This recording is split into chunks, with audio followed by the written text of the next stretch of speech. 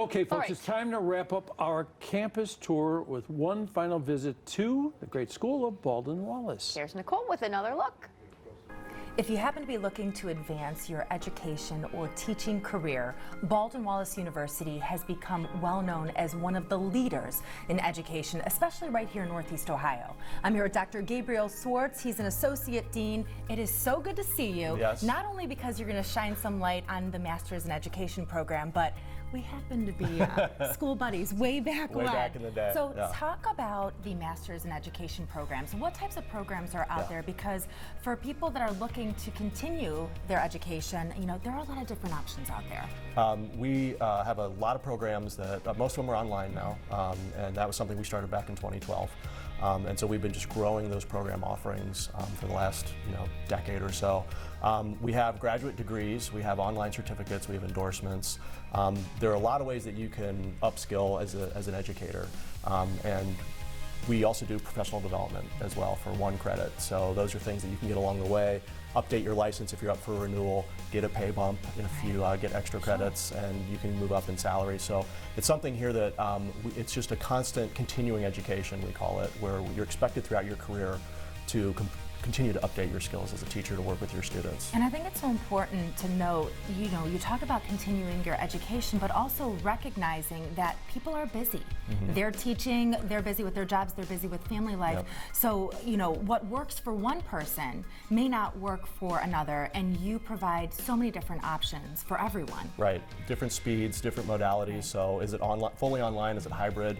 We do have an in-person program with our leadership in higher education. So we really try to fit where people are. You have kids, I have a daughter. I went to graduate school at night while I was teaching full-time, and so we understand your schedule, we understand where you're coming from, and time is valuable. And we provide a lot of academic supports, and we provide a lot of personal supports. The thing we do here, the foundation of everything we do is relationships. Right. And it's faculty, it's staff, it's students. How are your programs tailored to fit the needs, not only for today, but also for the future? We have AI advances, which we're incorporating into classes here at BW. How do you draw the line between what is acceptable versus what isn't? Because it's something that you can't get away from. This is going to be a part tool of for us, our future. And this is powerful. It's going to be a tool for you in your job. Right. It's a tool for us. My research is in AI and privacy and ethics in education. And for me, I've been talking about this stuff since 2019. We have to incorporate it, we have to use it every day, and here at BW, it's kind of up to professors and the students to have a dialogue about it. How do you want to use it? What assignments is it appropriate to use? Right. What is it not appropriate to use? New AI chatbots in education, they can do lesson plans. They can do whole lesson plans. So are they good?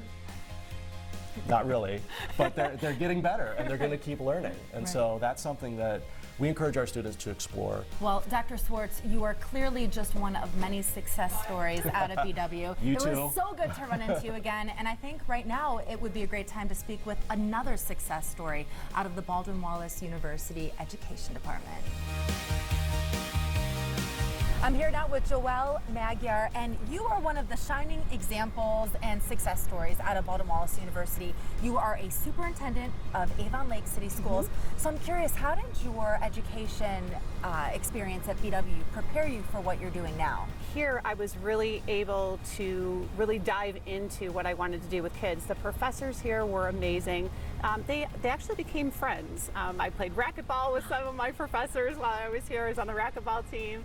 And so to get to know them personally, be able to share experiences that I was having when I was out doing field experience or doing my student teaching, they were very supportive and always were able to lend a helping hand when needed. So it's obvious that you are passionate about what you do. You've touched so many lives.